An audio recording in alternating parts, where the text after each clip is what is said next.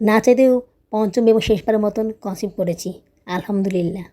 আসলে আপুরা আমরা আসলে সবাই যেটা চাই সেটা হয় না, আমাদের নিজের ইচ্ছা মতন অনেক কিছুই হয় না। আজকের ব্লগ সহ আগামী প্রত্যেকটা ব্লগে স্পেশাল। জানি না আসলে ওনার সাবকনশিয়াস মাইন্ডে সেটা কাজ করেনি, তো এখানে তো আমার কোনো দোষ নেই। তো নেগেটিভ দেখার পরে মনটা অনেক খারাপ হয়ে গেল। ইমার্জেন্সি পিলের সাইড এফেক্ট অনেক বেশি, তোমরা কেউ ইমার্জেন্সি পিল খেও না, ভুলেও খেও না। তো আমি আবার আল্লাহর সাথে একটা কন্ট্যাক্ট করেছিলাম, অনেক আপুরে আমাকে অনেক সাপোর্ট করেছে। আসলে আমি ওদের কাছে কৃতজ্ঞ, মানে আমি আসলে ওদেরকে থ্যাঙ্কস বলে ওদেরকে ছোটো করতে চাই না। অনেকে আছে কি শুধুমাত্র টাইটেলটা পড়ে কমেন্টস করে দেয়, ভিতরে কি বলেছি না বলেছি এগুলো শুনে না। আমি তোমাদেরকে আজকের ব্লগে সম্পূর্ণ ফ্রাঙ্কলি একদম খুলে বলেছি, এর থেকে ভেঙে আর কিছু বলা যায় না। সব কিছুই বলেছি যে কীভাবে কী কারণে এটা হইলো। তারপরও যদি তোমরা বাজে কমেন্টস করো, বাজে কথা বলো, আমি এখন কি অবস্থায় আছি এটা আসলে আমি জানি আর আমার আল্লাহ পাক জানে। আসলে সব কিছু ভেবে চিন্তে কোনো লাভ নেই, কারণ সেগুলো ভেবে কোনো লাভ হয় না, কারণ সেটাই হয় যেটা আল্লাহ পাক চায়।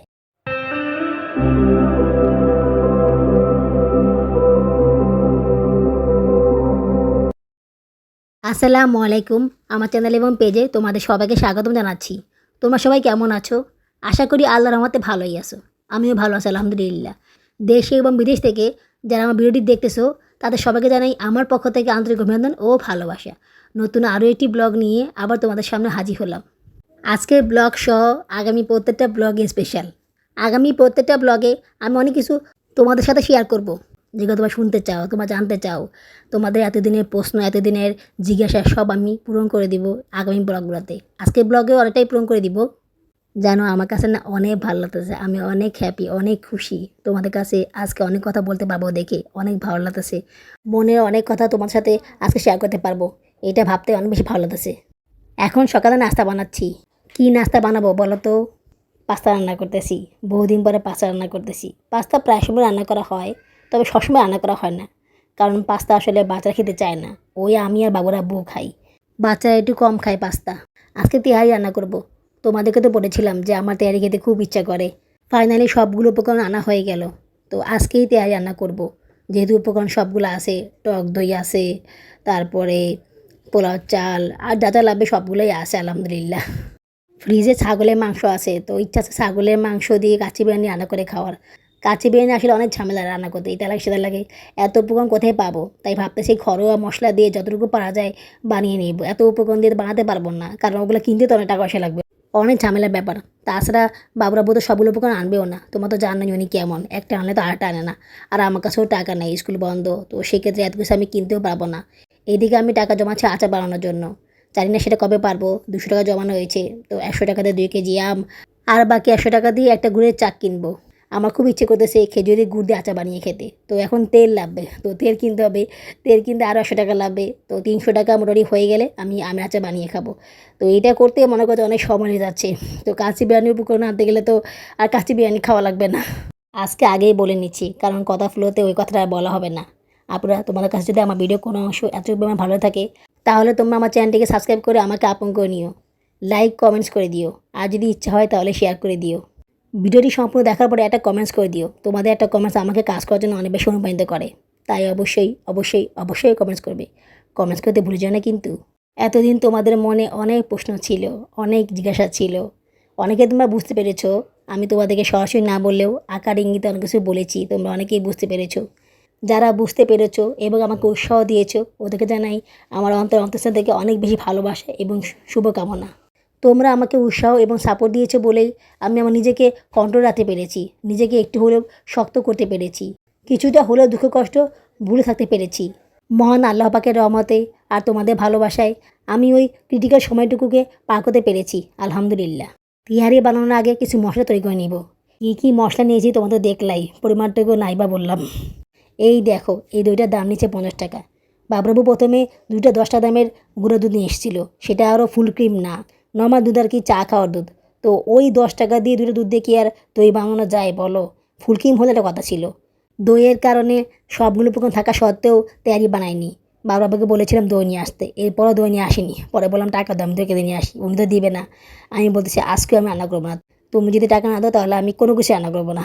তারপরেও টাকা দিতে চাইনি, বুঝছো? তো আমি আগে ওনার পকেট থেকে 100 টাকা নিয়ে নিয়েছিলাম। কী করবো বলো, বাধ্য হয়ে নিয়েছিলাম। উনি আনে না, আমি একটা জিনিস রান্না করে খাবো, এরকম করলে কেমন লাগে বলো? উনি তো খ্যাপা, যাওয়ার সময় দেখছে টাকা নেই, এই আমাকে টাকা দাও টাকা দাও, আমার কাছে রিক্সা ভাড়া নেই, তো আমার কাছে খুচরো টাকা ছিল না। তো ওনার ঝামেলাতে আমি ওনাকে টাকাটা দিয়ে দিলাম, বললাম তোমাকে টাকা দিয়ে দিছি, তুমি আমাকে 2 কেনা টাকা দাও, তুমি এখান থেকে ভাঙিয়ে আমাকে টাকা দাও। জোর করে সারাকে ওনার সাথে পাঠালাম, আর বললাম যদি টাকা ভাঙিয়ে না দাও তাহলে ঘরের মধ্যে আমি আগুন জ্বালিয়ে দিব। মানে মেজাজটা এত গরম হয়ে গেছে, জানো না কী করবো বলো? কয়দিন ওনাকে বলবো, কয়দিন ওনার পিছনে ঘুরবো একটা খাবার খাওয়ার জন্য? এরকম কেন করে, এরকম কী জন্য করে, কয় টাকা লাগে? মানে মাঝে মাঝে বুঝছো ইচ্ছে করে কি নিজে মাথা নিজে বাড়ি দিয়ে মানে মরে যাই, এত বেশি রাগ লাগে, এত বেশি অসহ্য যন্ত্রণা লাগে, জানো না ওনার এসব কাজকর্ম দেখলে। তারপরে যাওয়ার পর উনি ফোন দিয়ে বলতেছে যে দোকান বন্ধ, টাকা ভাঙাতে পারিনি, তুমি একটা কাজ করো, তুমি বাসা থেকে বের হলে ওই চায়ের দোকান থেকে 100 টাকা নিয়ে নিও, আমাকে ফোন করো আমি বলে দিব। তো আমি বাসা থেকে বেরিয়েছিলাম, আমার কাছে কিছু টাকা ছিল, সেই টাকাও নিয়ে গেলাম। তো ওই 100 টাকা দিয়ে 50 টাকা দই কিনলাম, আর 30 টাকার বাঙ্গি কিনলাম, আর 30 টাকা মোবাইলে বিকাশে ভরলাম খেলা দেখার জন্য। এটা সকালে ভিডিও। বাঙ্গি কালকে এনে কেটে খাওয়া হয়ে গিয়েছে। কিছুটা বাসা করে ভরে রেখেছিলাম বাবুর আব্বুকে দেওয়ার জন্য, কিন্তু ওনাকে দেইনি, আমিই খেয়ে নিচ্ছি। কালকে রাতেরবেলা ওনাকে দেওয়া হয়নি। কালকে রাতেরবেলা তেহারি রান্না করতে পারিনি। সব কিছু উপকরণ ওকে করে রেখেছিলাম, শুধু রান্নাটা চড়ানো বাকি ছিল, কিন্তু ওনার জন্য সেটা পারিনি। উনি বাসা সবার চেয়ে করেছে রান্না করতে দিবে না। তো কালকে কোনো কিছুই খাওয়া হয়নি। খাওয়া হয়নি মানে কোনো কিছুই রান্না করা হয়নি। উনি রাতেরবেলা ভাতটাও রান্না করতে দেননি। দেরি হলো কেন, সেই জিদ সেই রাগ। বাচ্চারাও কিছু খায়নি, ওরা বিস্কুট খেয়ে মুড়ি খেয়ে দুধ খেয়ে শুয়েছিল। আমি শুধু দুধ খেয়েছিলাম, বিস্কুট খেলে বমি আসে, আর মুড়ি খালি পেটে কি খাওয়া যায় বলো? কখনো আসলে উনি এরকম করেনি, কিন্তু কাকে যে কেন এরকম করলো বুঝতে পারলাম না। আসলে উনি খুব আশায় ছিলেন যে তেহারি খাবেন, তো তেহারি খেতে না পেরে ওনার মেজাজটা বিগড়ে গিয়েছিল। আমি কি করব, আমি তো ইচ্ছা করে কোনো কিছু করিনি, আমি তো চেয়েছিলাম রান্না করতে, কিন্তু আমার শরীরে না করালে আমি কি করবো বলো? সেদিন রাতেরবেলা বুঝছো সবাই মিলে মুড়ি খাচ্ছে, তা আমি বলতে আমি এটা মুড়ি খাবো। বাবাবু বলতেছে না আমাকে মুড়ি দিবে না, তো মুড়ি উনি লুকিয়ে রাখছে। তখন আমি জায়ানকে বললাম যে জায়ান, যদি আমি কালকে মারা যাই তাহলে তোর বাবারে বলিস, এটার জন্য কিন্তু তোর বাবাই দায়ী। তো এই কথা বলার পরে উনি মনে একটু টেনশনে পড়ে গেছে, কারণ এই অবস্থা তো না খেয়ে থাকা ঠিক না। তো উনি মনে করে যে মুড়ি পাঠাই দিছে, আর জায়ানকে বলতেছে জায়ান মুড়ি দিয়ে দিলাম, কেউ যেন এরকম ফালতু কথা না বলে। আসলে আমি মুড়ি খেতে চাইনি, এমনিই বলেছিলাম ওনাকে শোনানোর জন্য। উনি বাচ্চাদেরকে খাবার খাইয়ে দিচ্ছেন আর বলতেছেন যে আমাকে কোনো খাবার দিবেন না, আমাকে না খেয়ে রাখবেন, আমি না খেয়ে শুয়ে থাকবো, আমি কিছু খেলে আমার খবর আছে, মানে এরকম বলতেছেন আর কি। তো এই কারণে জিনিসটা একটু বলে দেখলাম। রাতের বেলা মাংস পেঁয়াজ যা কিছু তৈরি করে রেখেছিলাম সবগুলো ফ্রিজে রেখে দিয়েছিলাম। সকাল সকাল ঘুম থেকে উঠে গেলাম যে তাড়াতাড়ি করে রান্নাটা সেরে নিব, সেটাই এখন করতেছি। উনি সকালবেলা ঘুম থেকে উঠে ওনার খুব ক্ষুধা লেগেছে, তো ওনাকে নুডলস রান্না করে দিলাম। নুডলস খেয়ে উনি বেরিয়ে গেল। ঘুরে ফিরে আমার হাতের খাবার উনি ঠিকই খাবে, কিন্তু সিঙ্কের অবশ্যই করবে। সিঙ্কের না করলে ওনার আবার খাবারটা হজম হয় না। যাই হোক, এসব কথা বলে মনটাকে আর খারাপ করতে চাই না। আজকে তোমাদের সাথে বিশেষ কিছু শেয়ার করব, তো যার কারণে মনটাকে ভালো রাখতে হবে। তোমরা যে অনুমান করেছো সেটাই ঠিক। হ্যাঁ, আমি প্রেগনেন্ট। আল্লাহর রহমতে আমি প্রেগনেন্ট। আমি পঞ্চমবারের মতন কনসিভ করেছি।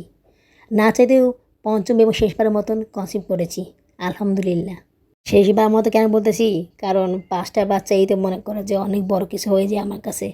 বাচ্চা পালাও তো অনেক কষ্টের ব্যাপার, তাছাড়া সিজারের অবস্থা। তো এই অবস্থায় এই লাস্ট টাইমে লাইগেশন করে নিতে হবে, লাইগেশন করা ছাড়া আর কোনো উপায় নেই। কারণ ভুল তো হয়েই গেছে, এরকম ভুল যে আর হবে না তা কোনো গ্যারান্টি নেই। অলরেডি 2বার ভুল হয়ে গেছে। 10 বছরের জন্য বা 5 বছরের জন্য অনেকে কপার টিন লাগায়, কিন্তু সেই কপার টিনটা আসলে বেশি ফলপ্রসূ হয় না। আমি একটা মহিলার মুখে শুনেছিলাম, বা কয়েকজন মহিলার মুখে শুনেছিলাম যে এটা পড়লেও নাকি অনেক সময় কনসিভ হয়ে যায়, বা এটা পড়লে অনেক সময় ব্লিডিং হয়। তো সেই ভয়ে সেই কাজে গেলাম না, যেহেতু আমি আর বাচ্চা নিব না, বাচ্চা অলরেডি নেওয়া হয়ে গেছে, বাচ্চা নেওয়ার কোঠা পূরণ হয়ে গেছে। তো এই জন্য লাইগেশনটা করে ফেলবো আর কি। এখন তোমাদেরকে বলবো যে কিভাবে কি হলো, এরকম একটা ভুল কিভাবে হলো। তোমরা অনেকে আমাকে অনেক ধরনের কমেন্টস করেছো, অনেকে আমাকে উৎসাহ দিয়েছো, আশা দিয়েছো, আবার অনেকে এটাও বলেছো আপনাদের আর্থিক অবস্থা ভালো না, তাহলে কেন বাচ্চা নিলেন, কেন বাচ্চাটা নেওয়া লাগলো। আসলে আপুরা, আমরা আসলে সবাই যেটা চাই সেটা হয় না, আমাদের নিজের ইচ্ছা মতন অনেক কিছুই হয় না। আমাদের অনেক লায়াবিলিটিস থাকে, বিশেষ করে আমরা যারা মেয়েরা, তারা চাইলে সব কিছু করতে পারি না। আমরা মেয়েরা শারীরিকভাবে দুর্বল, আমরা চাইলে পুরুষদের সাথে পেরোতে পারি না, ওদের সত্যির কাছে আমরা পারি না। এইটা তো সমস্যা আছেই, তার উপরে আবার অনেক সময় মেন্টালি প্রবলেমও থাকে, মেন্টাল দিক থেকে অনেক বেশি সিক থাকি আমি, অনেক বেশি ডিপ্রেস থাকি আমি। তো সব কিছু মিলিয়ে আসলে ওইভাবে করে জব নিয়ন্ত্রণের কোনো পদ্ধতি গ্রহণ করা হয়নি। ছোটো মেয়ে বুকে দুধ খায়, তো এই সময় আসলে কোনো প্রকার বড়ি খাওয়া ঠিক না ডাক্তারের পরামর্শ ছাড়া। তো ডাক্তার দেখাতে হবে। তো উনি আমাকে ডাক্তার দেখাচ্ছেন না, যার কারণে আমি আন্দাজ করে ওষুধ খেতেও পারতেছি না। এই তো একটা সমস্যা আছেই। তার উপরে আবার উনি কন্ডোমও ইউজ করে না। তো আমরা আজল করি। আজলটা তোমরা জানো অনেকেই। তারপর আমি এটি সংক্ষেপে বলতেছি যে মিলনের সময় ওই যে বীর্যটা পড়ে সেই বীর্যটা মানে ভিতরে না ফেলানো, ওটাকে আজল বলে। তো ওটা করলেও এক ধরনের জমনীয়তার পদ্ধতি বলা চলে। তো আমরা সেভাবে করেই করতেছিলাম। সায়রা হওয়ার পরে আজল করেছিলাম, কোনো সমস্যা হয়নি। চুনি না হওয়ার পরে আসলে ওইভাবে করে আজলটা করা হয়নি, সেটা আসলে আমাদেরই দোষ ছিল। কিন্তু এইবারে মনে করো যে ঠিকভাবে আদরটা করা হয়েছিল, কোনো সমস্যা হয়নি। কিন্তু একদিন মনে করো যে একটা ভুল হয়ে গেল, ঠিক আমার ভুল হয়নি, বাবার ভুল হয়েছে। আমি অনেকে বলেছিলাম যে কাপড় দিয়ে মুছে ফেলতে, আমি অনেকে বাবা বলেছিলাম, বাট উনি আমার কথা শুনে নাই। জানি না আসলে ওনার সাবকনশিয়াস মাইন্ডে সেটা কাজ করেনি। তো এখানে তো আমার কোনো দোষ নেই, আমি তো ওনাকে সতর্ক করেছিলাম।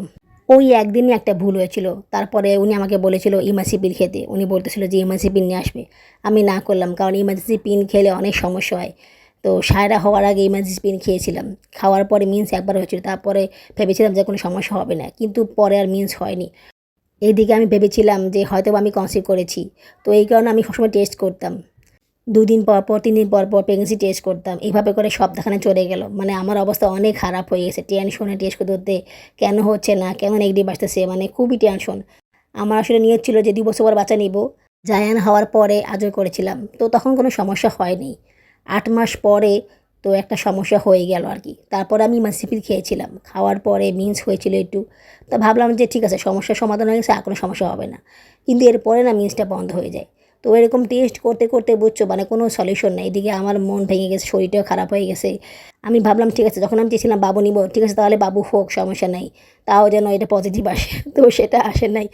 পরে 2 মাস পরে বাবুর আব্বুকে বলেছিলাম যে আমি আর পারতেছি না, তুমি আমাকে ডাক্তার দেখাও। এইভাবে করে আর কতদিন। পরে উনি আমাকে ডাক্তার দেখালো, ডাক্তার অনেকগুলো টেস্ট দিল, প্রায় 2,500-3,000 টাকা টেস্ট দিল। সবগুলা করলাম, করার পরে আসলে নেগেটিভ। তো নেগেটিভ দেখার পরে মনটা অনেক খারাপ হয়ে গেল। মানে এতদিন বুঝছো টেস্ট করতে করতে মনের ভিতরে একটা আশা হয়েছিল যে না, আমি প্রেগনেন্ট হলেও হতে পারি, হলে তো ভালোই, খারাপ না। তো এই কারণে মনটা খারাপ হয়ে গেল। তখন আবার ওনাকে বলেছিলাম যে আমার মনটা অনেক খারাপ, আমি প্রেগনেন্ট হইনি। তো উনি বলছে তুমি কি বেবি চাও? আমি বলতেছি হ্যাঁ, আমি বেবি চাই। তারপরে আমরা ট্রাই করা 2 মাসের পরে আমি আবার কনসিভ করলাম, তখন আর কি সারা পেটে আসলো। তখন অবশ্য আমাদের আর্থিক অবস্থা অনেক ভালো ছিল, বাবার আবার ইনকাম অনেক ভালো ছিল, করোনার আগের সময় আর কি। তো সেসব কারণে আমি ইমার্জেন্সি পিল খাইনি। তাছাড়া আমি শুনেছি যে ইমার্জেন্সি পিল খেলে অনেক সময় কার্যকর হয় না, অনেক সময় সেটার অংশ রয়ে যায়। আবার যদি কাজ হয়ও, সেটার জন্য অনেক বেশি সাফার করতে হয়, যেমন আমাকে করতে হয়েছিল।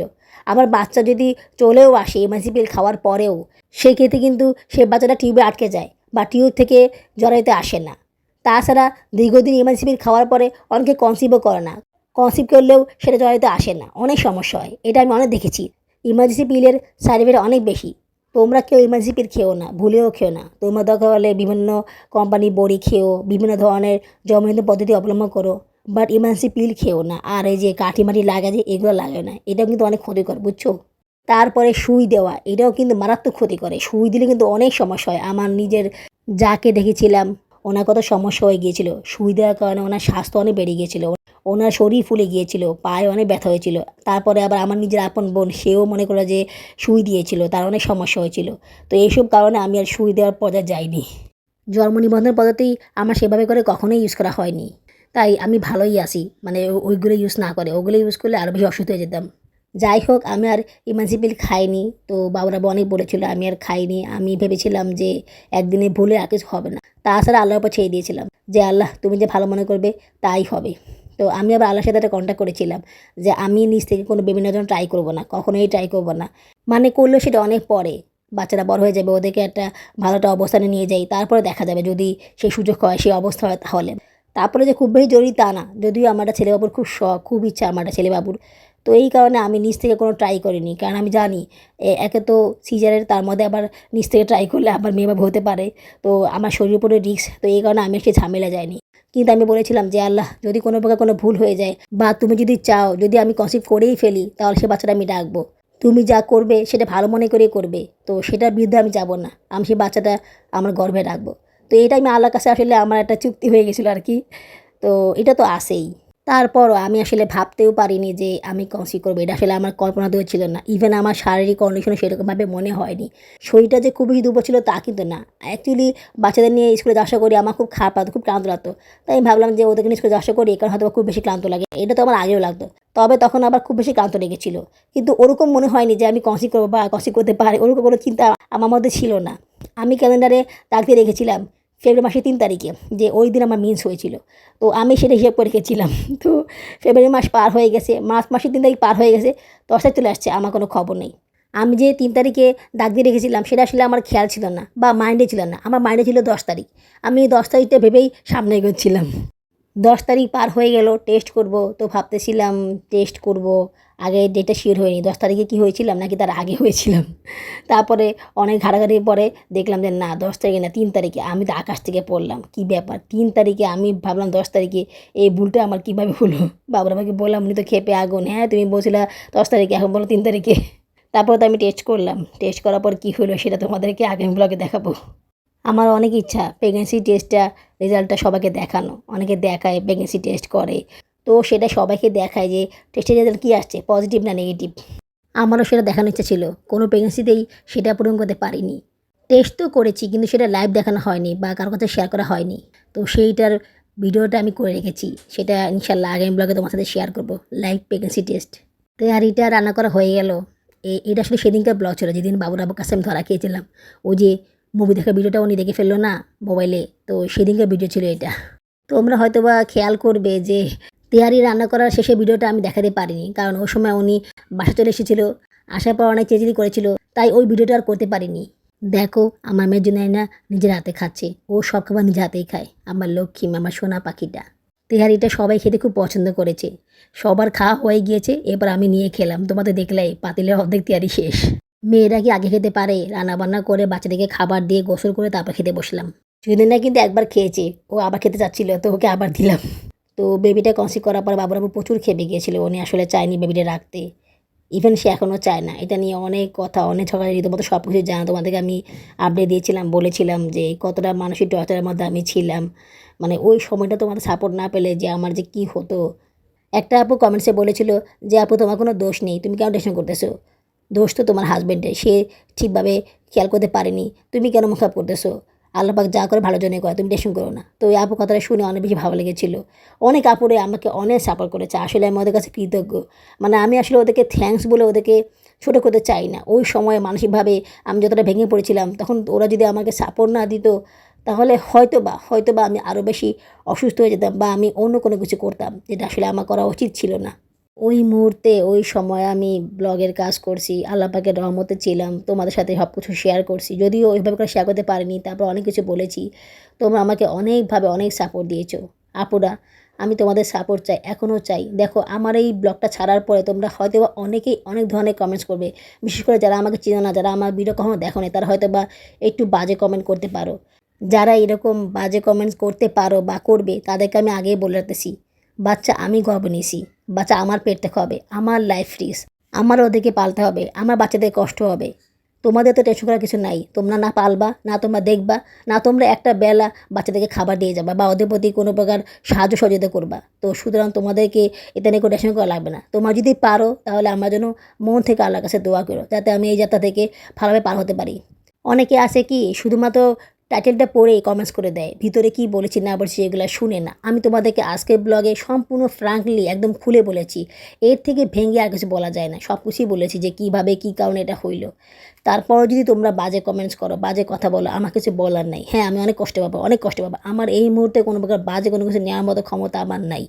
আমি একটু বাজে কথা শুনতে পারি না। একটুখানি আবেগপ্রবণ কথা শুনলে আমি কান্না করে দিই। আমার মনের অবস্থা এরকম হয়ে গেছে। তোমরা তো জানো এই সময় মেয়েরা অনেক সেন্সিটিভ থাকে, মেয়েরা আসলে মানে খুব বেশি ইমোশনাল থাকে। তো আমার অবস্থা সেরকম।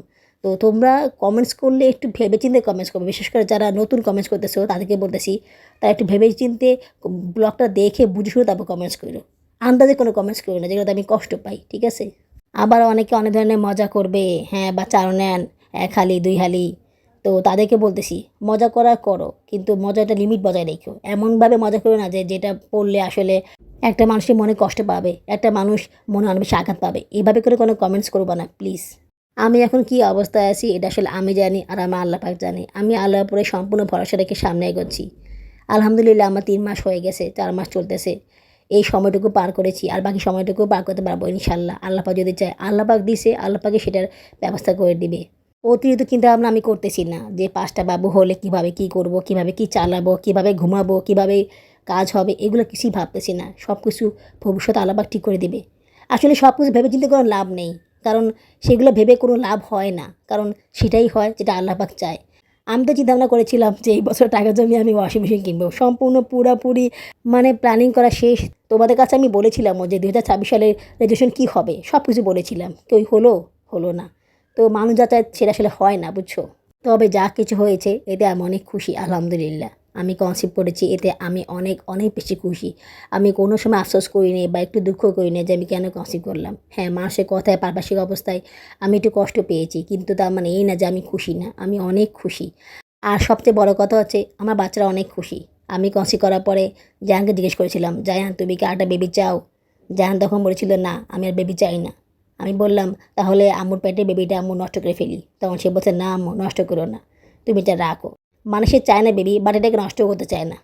সেম প্রশ্ন আমি সায়রাকে বলেছিলাম। সায়রা বলছে, "আম্মু তুমি বেবিটা রাখো।" দেখো, বাচ্চা কিন্তু ওদেরকেই পাল্টাবে। বাচ্চা কিন্তু ওদের কাছে বেশিক্ষণ থাকবে। আমি কিন্তু সারাক্ষণ বাচ্চাদের নিয়ে বসে থাকবো না। আমাকে ঘরের কাজ করতে হবে, স্কুলে যাওয়া করা লাগবে। তো আমি অনেক বেশি ব্যস্ত থাকবো। তো ওরা যদি বলে কোনো সমস্যা নেই, আমরা দেখবো, আমরা বেবিকে রাখবো, তাহলে তো আর কারো কোনো সমস্যা হওয়ার কথা না। কারণ দিন শেষে বাচ্চা কিন্তু ওদের কাছেই থাকবে। এই যে আমি অনেক সময় অসুস্থ থাকি, ও রুমে শুয়ে থাকি, বাচ্চারা সবাই কিন্তু এক রুমে থাকে। তো সায়রা জায়ান ওদের দেখাশোনা করে, বিশেষ করে সায়রা দেখাশোনা করে। কম বেশি সমস্যা হলে ওরা দেখাশোনা করে। একদম সমস্যা বেশি হলে তখন আমার কাছে চলে আসে। তো আমি একটু রেস্ট নিতে পারি ওদের জন্য। আবার আমি কিচেনে গেলে রান্না করলে তখন ওরা দেখে, আবার স্কুলে গেলে তখন ওরা দেখে। তো হিসাব করলে তো বাচ্চা ওরাই দেখে, তাই না? ওরা যখন বলতেছে যে বাচ্চারা রাখো, তাহলে অন্য কারো কথা শুনে আমার কী লাভ? ওরা কি আমার বাচ্চাকে খাওয়াবে? ওরা কি আমার বাচ্চাকে দেখবে? দেখবে না। আর বাবুর আব্বুর কথা, উনি কি আমার ৪ বাচ্চাকে প্রপারলি খাবার দিতেছে? প্রপারলি পুষ্টি দিতেছে? দিতেছে না। যদি দিত তাহলে আমার কোনো সমস্যাই ছিল না। ৪ বাচ্চা যে খাবারটা খাবে সেই খাবারটা কিন্তু ৫ বাচ্চা খেতে পারবে, কোনো সমস্যা হবে না। তো ওদের কষ্ট হতেছে খাবার খেতে। ৮টা বাচ্চা হলে ওরও কষ্ট হবে। এখানে অন্য কোনো কথা নেই। ওরা তো কষ্ট করছে, তাই না? এমন না যে ওদেরকে ভালো খাবার খাওয়াচ্ছে, ৮টা বাচ্চা আসলে তাকে খাওয়াবে না, এরকম না কিন্তু।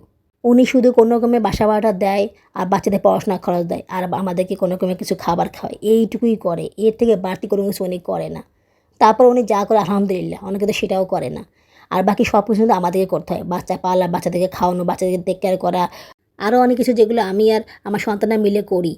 তো ওরা অতটুকু পারে না, যতটুকু পারে ওরা করে। বাকি বলতে গেলে মেইন সব কাজগুলো কিন্তু আমাকেই করতে হয়, ওগুলো কিন্তু ওরা করতে পারে না। তারপরও ওরা যতটুকু করে আলহামদুলিল্লাহ আমার অনেক উপকার হয়, আমার অনেক বেশি কাজ এগিয়ে যায় ওদের একটু হেল্প পেলে। কথা বলতে বলতে ব্লগটা শেষ হয়ে গেল। আজ এইটুকুই। আগামী ব্লগে দেখা হবে। আল্লাহ হাফেজ।